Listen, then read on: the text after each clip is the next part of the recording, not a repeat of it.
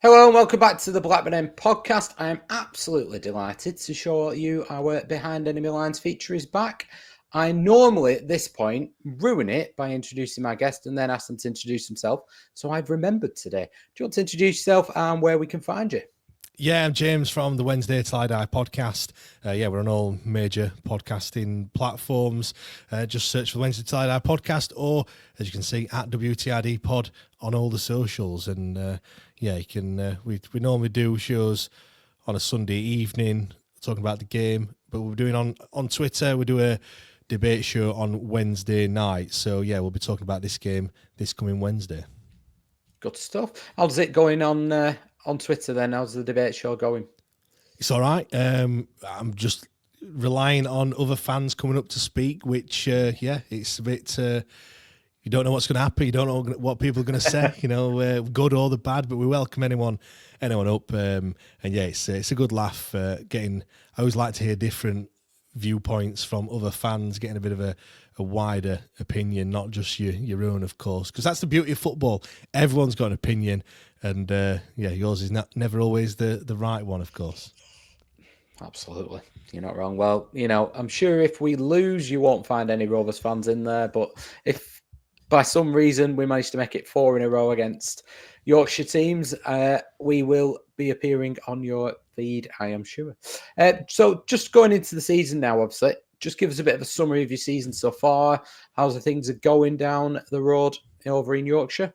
Yeah, so we set off 4-0 win against Plymouth. I think quite a lot of Wednesday fans were putting a cheeky tenner on us winning the league or something like that. We were getting very, very carried away. Pre-season, we didn't win many games, but we were playing against some top opposition. And the football we were playing was, a delight to watch, to be fair. It looked decent. Everyone was positive.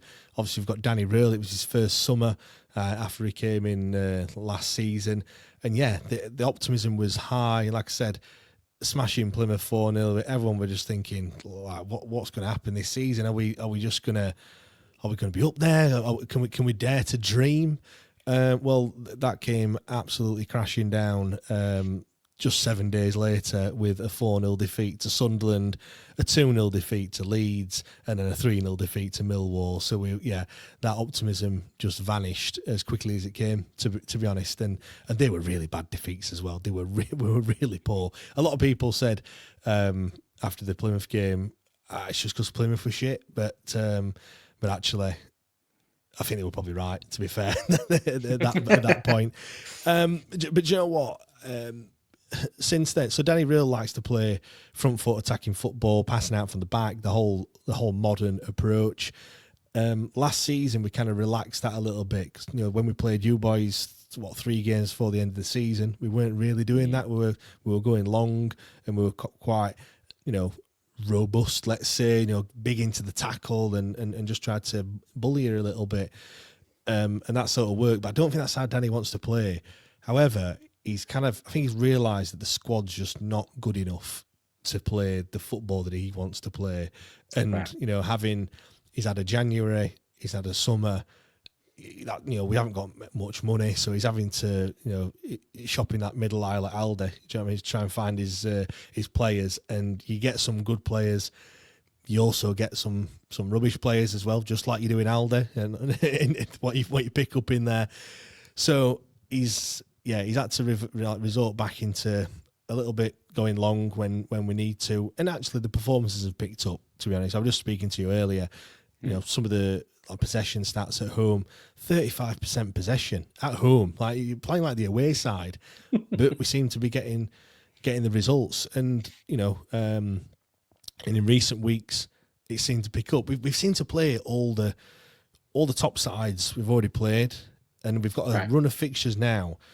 After the international break, it was fairly, I won't say easy, but winnable games in that. Yep. We've had Cardiff.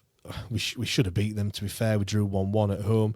We went to Hull, who were in dire straits, beat them 2-0. Derby, they're on a poor run. We beat them 2-1, last-minute winner. And then, to be fair, we should, Preston, all right, the performance wasn't good. at the weekend, but we've managed to come away with a point. And as the game was finishing, there was only one team that were, if there was going to be a winner, it was only really going to be us, to be fair. So yeah, we sat 4 games unbeaten. We drew and went up to 9th, went up 3 places after a draw. Such is how this league is at the moment. It's a crazy league. There's probably, I don't know, 14, 15 teams that can probably beat anyone at any given moment. Average at the best of times on the day can be half decent. So yeah, it's a weird season at the moment. Danny Röhl, that is starting to get a little bit frustrated though with some of the performances from certain players, which is not great. But then again, January is only around the corner, so maybe he's just teeing him up for some changes, I guess. So just on Danny Rohl, I mean, as an outsider, he seems to get an awful lot of plaudits. Your thoughts on him? Are you very much on the Danny Rohl fan bus? Oh, 100%. I think, to be fair, anyone could have come in after Cisco Munoz and we'd have got behind him, because that was absolutely awful. But, Danny Rohl's come in and yeah, he can do no wrong at the moment. Some people do criticise him at times with certain things that's happened, but he's still learning from his mistakes. It's his first managerial job. Obviously, he's got some decent pedigree, being at Bayern Munich as assistant manager, the German national side as well. He's come through the Red Bull ranks as like an analyst as well. So he's very data driven, a bit of a workaholic. He often says that he's at the training ground till late at night, presentations for fun and stuff like that. And it's something totally different that we've never seen. It really is. As Sheffield Wednesday, we don't normally get those sorts of managers. So it is a breath of fresh air. And yeah, some of the football we've been playing is excellent, as I've said. But I think he's just realised that some of the players aren't quite up to it. And which, to be fair, when you've come from Bayern Munich and the German national side, no disrespect, but our players are nowhere near that sort of level. So, but again, he's learning all the time. He's open, he's honest, which again, something we've not really seen in his post-match press conference. He doesn't shy away from anything, tells you how it is, which is quite refreshing as a football fan. But yeah, he's doing great at the moment. The only worry, I suppose, from a Sheffield Wednesday standpoint is, there'll be a time where he's not the manager, whether he's done great stuff and he gets poached and goes elsewhere, or something happens and he leaves. And I mean, we don't really want to think about that at the moment. We just want to enjoy it whilst we've got him, to be fair. He's great. And he'll probably go, he'll probably be managing in the Premier League. Probably not us, but some club in the Premier League. Well, if Vincent Kompany can get the Bayern Munich job, anything's possible. So you never know where he'll end up. So in terms of, obviously, difficult season last season, but Danny Rohl came in towards the end, and towards the end, I think he showed that he can go and get results at massive, big, difficult grounds like Ewood Park. So what were your hopes going into the season, and what are your sort of thoughts now on it? Where do you think you'll be finishing? Yeah, do you know what I said? I wanted a boring season. I wanted to be a Bristol City or a Preston North End or a team like that just finishes 12th.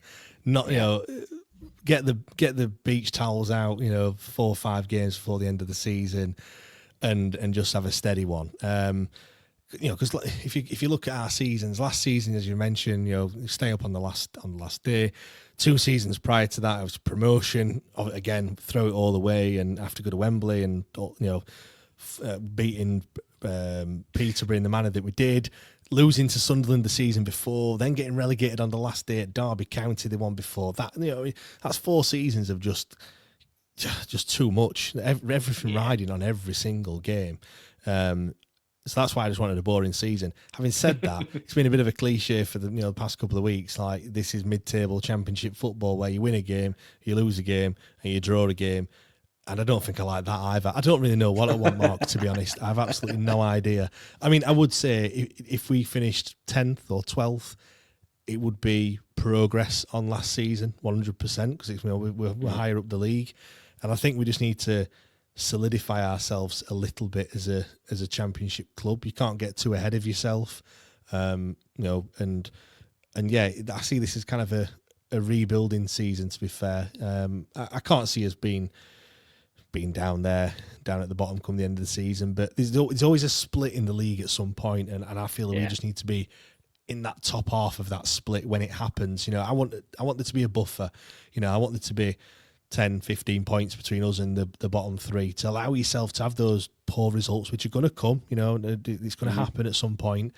I think we're kind of on course for that, to be fair. 10th or 12th is all right. Yeah, like you say, Preston always have boring seasons, but we'll leave them alone. Not talking about them. No, to be honest, we don't really care about Preston. It's them that don't like us. In terms of Rovers memories, obviously last season, I'd rather not talk about, but this is the bit you can enjoy. Your favourite memories or not favourite, just memories of playing Rovers, if you prefer. Yeah, I am going to talk about that one last season because that was a very pivotal point in our season. Really, we'd been in the bottom three. Yeah, I think from game week 2, we were in the bottom 3 last season. So there was chances to get out of it, and we always squandered those. Or we'd draw, but then other teams would win down there, and we'd not quite get out. And that was a huge 6-pointer. We took 7,000 fans. I was one of those. I was in the top tier on the front row. Josh Windass's goal to set the tone. You're going into that game thinking, if we win, we'll get out of the bottom 3. Can it happen? It was weird last season because, like I said, we were down at the bottom all the way through. All the other teams were panicking above us. Everyone kept dropping into that third relegation spot and then getting out the next the next week. Like your Plymouths and your Stokes and people like that. And all the time we'd just been in in 23rd all the way through, just happily minding his own business. A bit of gallows humour amongst the Wednesday fans, but no, there was an opportunity there for us to get out, and it was kind of nerves. I'm not going to lie, there was a few nerves, but Josh Windass scoring the goal, then of course Smodics gets the equaliser, does his little shushing again, which came to bite him in the arse for a second time last season. After Pears. That own goal was just so comical. Obviously, it came so soon after Johnson had made it 2-1 as well, and then that just kind of put the icing on the cake, really. And it goes down as one of the best away games for Sheffield Wednesday, just for the sheer number of fans that we took, which I thought was a bit odd, to be fair, giving us that many tickets in such a pivotal game. I suppose maybe you thought you were home and hosed by that point, but that was, sorry to bring it all back, and it's probably still a little raw, but that was certainly a great game. And look, you did it to us. You did it in the 5-0 against us, and go back even further, the 7-2 or whatever it was. So you've had your fair shares of good wins against us. Oh, listen, absolutely. And do you know what? The 7,500 fans was a massive, massive divisive thing between the fan base and the hierarchy. But then Leeds brought exactly the same number the other week, and all of a sudden it's a different ball game when they're very quiet, isn't it? And they're getting at their own players, so it can go either way, I guess. But in terms of Rovers season so far, is there anything that has stood out for you? Have anything made you sit up and take notice, or not, as the case may be? Yeah, the fact that you're 6th. How's that happened? I'm not going to lie. I did my 1 to 24 predictions. I had you in trouble this season. I had you well down there for the obvious reasons. No Sammy Smodics, no money to spend. I thought you were, I'm not going to lie, I thought you were banging trouble. So to see you where you are at the moment, I was just saying before, we had a run of fixtures after that. After the international break, and I looked at them and thought these are winnable games coming up. There was only, I think, Borough who were in the top 6 between the international break and New Year. You were at side at that point, only 4 games prior to where we are now, in that mid-table spot. A team that's you really, you look at it, it is a winnable game, but football can change quite quickly, and it just shows in this league as well. You've put a little run together, something that we've not done this season. We've only back-to-back wins once this season. That were Hull and Derby. They were just played Preston most recently, so that run of wins came to a halt. But yeah, it's kind of win one, lose one, draw one, like I've just been saying about that mid-table football. So, but yeah, you've put a few wins together. You're up in sixth, and yeah, it's a bit of a turn up for the books for last season. So I mean, I've looked, and I think your season is very much, and to be fair, I think the Championship is like this season. If you can be solid in defence, you look at you look at your Burnleys, you look at your those down the road that we don't name. Their season's based down the fact of keeping clean sheets, and yeah, you've seen that firsthand. 3 clean sheets in your last 3 games makes the game a hell of a lot easier, doesn't it? Really. You're not wrong, and I think any Rovers fan that says they thought we'd be, I think it was 7 points off top with a game in hand in December, I think they've been lying. Right, so in terms of the game, how do you think you're going to set up? How do you see the pattern of the game going? Barry Bannon's back. He's served his 1 match suspension for picking 5 yellow cards up, so he'll be back in the midfield. We certainly missed him. Against Preston. If you said that we didn't, then you're wrong. He's going to come back, and he's been alongside Shea Charles, who we've got on loan from Southampton. He's been by far our best player this season. You can see why they spent 10 million on him to sign him from Man City. Young. He's even got the Northern Ireland captain's armband as well. He's fantastic. Plays in that defensive midfield role, so he'll be alongside him. Do you know what? We need a reaction from Saturday. The performance wasn't good at all. You could say we're a little bit, even though we could have won the game at the end, we were probably a little bit lucky. I'm hoping Josh Windass has got his shooting boots on. I know he's scored in the last 3 meetings with yourselves, so maybe he's going to, clearly it's a team who he likes playing against, so hopefully he's going to make it 4. Do you know what? I really don't know how we're gonna play it tomorrow. I kind of because I said we're expecting a reaction, and Danny Röhl's come out and said that as well. I expect us to be really up for it and really give it a good go, certainly for the first 10 or 15 minutes or so. But usually when we do that, we seem to come a little bit unstuck, conceding goals for fun this season. We had a clean sheet against Hull. I think we've had 2 or 3 this season, which is not great. So yeah, we need to score a few goals, and that's where we're struggling at that end of the park as well. So yeah, it's going to be very interesting. It's not going to be a 0-0. Having said that, he'll probably finish 0-0 now. But yeah, it's going to be see who blinks first. Like I said, we like to let the opposition have the ball, but you being the away side, I don't know if you're going to try and do exactly the same as well.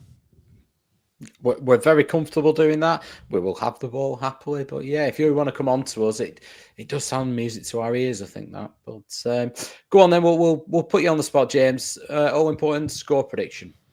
Well, I can't come on here and say that we're going to lose, can I? Surely not. Do you know what? We do need a reaction. Yeah. We are 4 unbeaten, 2 wins, 2 draws. We are the home side as well. I can see us beating you. It's going to be a 2-1. I'm going to say for us. We'll score first. You'll peg us back, and we like a late goal at Sheffield Wednesday, so we'll probably get a goal. I'm not going to be dramatic and say an injury time, but I'll just say the last 10 minutes to make it 2-1. Josh Windass, is he bagging that second goal then? I hope so. He missed a penalty at the weekend, which didn't go down great. It's funny actually. We've got Michael Smith who scored 7 out of 7 in a blue and white shirt. People forgetting that Windass had scored, I think 5 in 5 for us. He's not missed one either, and he scored one this season. Our first in 550 days or something ridiculous. We nearly had the record. We nearly had the record for most games without a penalty. But anyway, yeah, he missed one, so he's well overdue. Or he certainly put amends the wrongs that he did at the weekend. What is going on in the Championship? Our one against Leeds was the first in 400 and odd days. There must just be no penalties, or they're giving them all to Leeds. That must be what it is. Yeah, or we've conceded a few this season. We just don't seem to get any. No. Let's not start on the conspiracy theories, shall we, Mark? No, absolutely not. Right, James, thank you very much. If you just want to remind everyone where we can find you, and hopefully we can pop and give you some grief if we have a positive result. Yeah, no problem. It's the Wednesday Till I Die podcast. Just search for us on all the socials at WTRD Pod.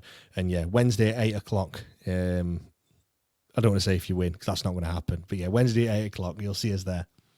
No worries. Thank you very much, James. Remember to like and subscribe. Do pop over. Support the other channels, guys. It's, win, lose or draw, but be respectful. Thank you very much. And we will see you next time.